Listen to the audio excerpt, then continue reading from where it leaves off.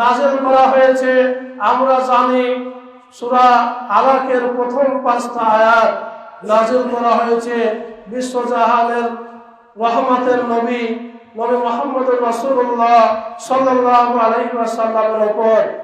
মক্কায় যখন কাফেররা বিভিন্ন রকম অন্যায় অনাচার, মারামারি, খুন খারাপি, অনেক রকম অন্যায় কাজে জড়িয়ে শহরকে একেবারে বিপর্যয়ের মধ্যে ঠেলে দিয়েছিল, যখন কোনো রহমতের কোনো শ্বাস পাওয়া যাচ্ছিল না, খুব গ্যাঞ্জাম, এমন একটা সময় বিশ্বনবী সাল্লাল্লাহু আলাইহি ওয়াসাল্লাম তাকে নির্জনে একটা জায়গায় তিনি আশ্রয় নিলেন, চলে গেলেন।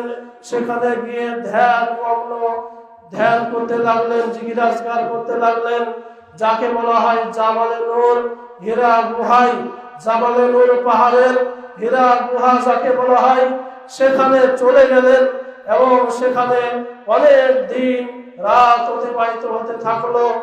আম্মা জান খাদিজাতুল কুবরা রাদিয়াল্লাহু তাআলা আনহা মাঝে মধ্যে সেখানে গিয়ে আল্লাহ রাসূলকে খাবার দিয়ে আসতেন। সেখানে থাকতে থাকতে হঠাৎ একটা রাতে জিবরাইল আলাইহিস সালাম আগমন করলেন। আগমন করে সরাসরি এসে বিশ্বনবীকে বলছেন, হে নবী পড়ো, ইকরা, পড়ো। বিশ্বনবী বলছেন, আমি তো পড়তে পারি না, আমি কি পড়বো?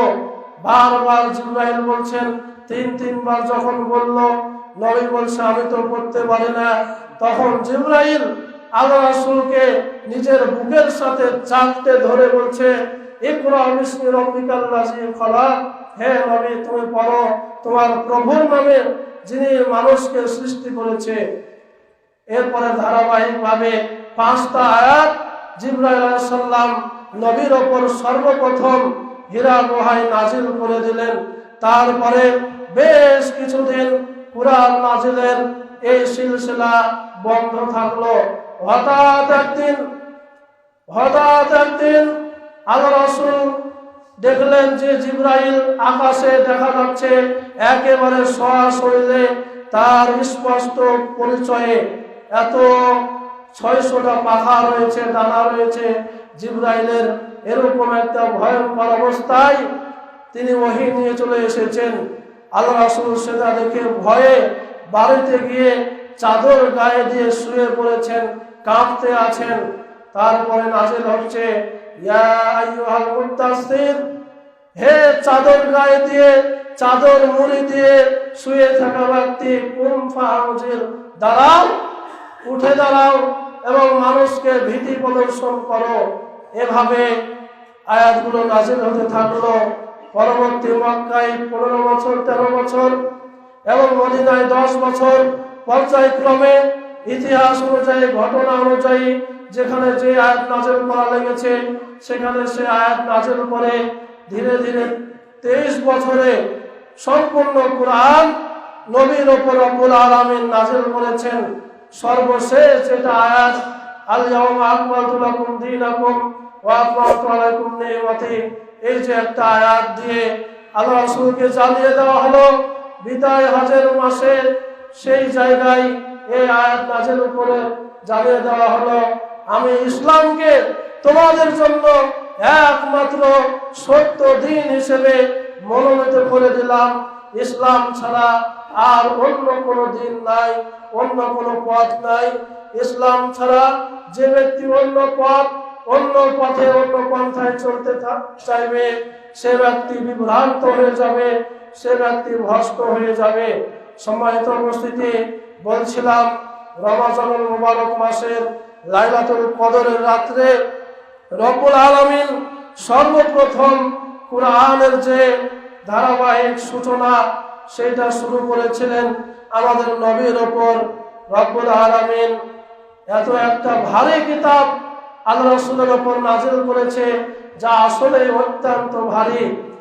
তার প্রধান যে কিতাব লেখক ছিল যায়েদ ইবনে সাবিত, তিনি বলছেন যে অন্যান্য সময় আল্লাহ রাসূল আমার পায়ে মাথা দিয়ে, আমার উরুতে মাথা দিয়ে ঘুমিয়ে থাকতেন, আমি খুব হালকা বোধ করতাম।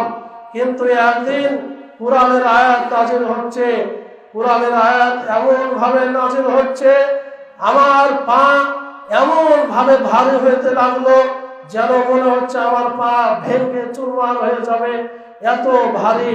আল্লাহ রাব্বুল আলামিন বলছেন, হে নবী, এই কোরআন যদি আমি পাহাড়ের উপর নাজিল করতাম, পাহাড় খান খান হয়ে যেত, পাহাড়গুলো একেবারে ধূলিকণায় পরিণত হয়ে যেত। যত পাহাড় রয়েছে সমস্ত বড় বড় পাহাড় একেবারে খান খান হয়ে যেত। সেই কোরআন বিশ্ব মানবতার মুক্তির দূত নবী মুহাম্মদুর রাসূলুল্লাহ সাল্লাল্লাহু আলাইহি ওয়াসাল্লামের উপর নাজিল করেছেন। সরাসরি ভাবে জিবরাইল এসে নাজিল করেছেন, অথবা মানুষের আকৃতি ধরে দহিয়াতুল কালবি একজন সাহাবী তার রূপ ধারণ করে বেশি জিবরাইল ওহী নিয়ে আসতেন, এবং বিভিন্ন সময় ঘন্টা ধ্বনিতে ঢং ঢং ঢং ঢং করে আওয়াজ হচ্ছে, এরকম শব্দ হয়ে ওহী নাজিল হতো। আল্লাহ রাসূল অনেক ভয় পেতেন, অনেক কাঁপুনি উঠে যেত, ঘাম ঝরে একেবারে ভিজে যেত, এরকম অবস্থা হয়ে যেত। কুরআন এইভাবে যুগে যুগে 23 বছর যাবত বিশ্ব নবীর উপর কুরআনকে রব্বুল আলামিন নাযিল করেছে, এবং জাহিলিয়াতের গাঢ় অন্ধকারকে আলো দ্বারা নূর দ্বারা পরিপূর্ণ করেছে। বলুন সুবহানাল্লাহ। এই কুরআনের কারণে, নবীর রাসূলের হাদিসের কারণে আজকে আমরা এত সুন্দর সমাজে আমরা বসবাস করছি। নতুবা খুন খারাপি, ব্যভিচার, মারামারি, যে সমাজে কন্যা সন্তানকে মাটিতে খাল করে পুঁতে দেওয়া হতো, জীবন্ত মেয়েদেরকে মনে করা হতো অভিশাপ, বোঝা মনে করা হতো, ভারী মনে করা হতো। কন্যা সন্তান হলে মরুভূমিতে নিয়ে গিয়ে খাল করে ধাক্কা মেরে মাটি চাপা দিয়ে, বালু চাপা দিয়ে কন্যা সন্তানদেরকে জাহেলিয়াতের মূর্খরা তারা হত্যা করত। কত শত হাজার হাজার মেয়েদেরকে, কন্যা শিশুকে এভাবে হত্যা করা হয়েছে। এই কোরআন নাজিল হয়ে ইসলামের মেয়েদেরকে, মা বোনদেরকে সম্মান দিয়েছে, শ্রদ্ধা করতে শিখিয়েছে। বলেন আলহামদুলিল্লাহ। সম্মানিত উপস্থিতি, বলছিলাম লাইলাতুল কদর অত্যন্ত গুরুত্বপূর্ণ একটা বিষয়। আল্লাহ রাসূল সাল্লাল্লাহু আলাইহি ওয়াসাল্লাম আল্লাহ রাব্বুল আলামিনকে বলছেন, আল্লাহ, নূহ আলাইহিস সালাম 900 বছর জীবন পেয়েছিল, হায়াত পেয়েছিল। আগের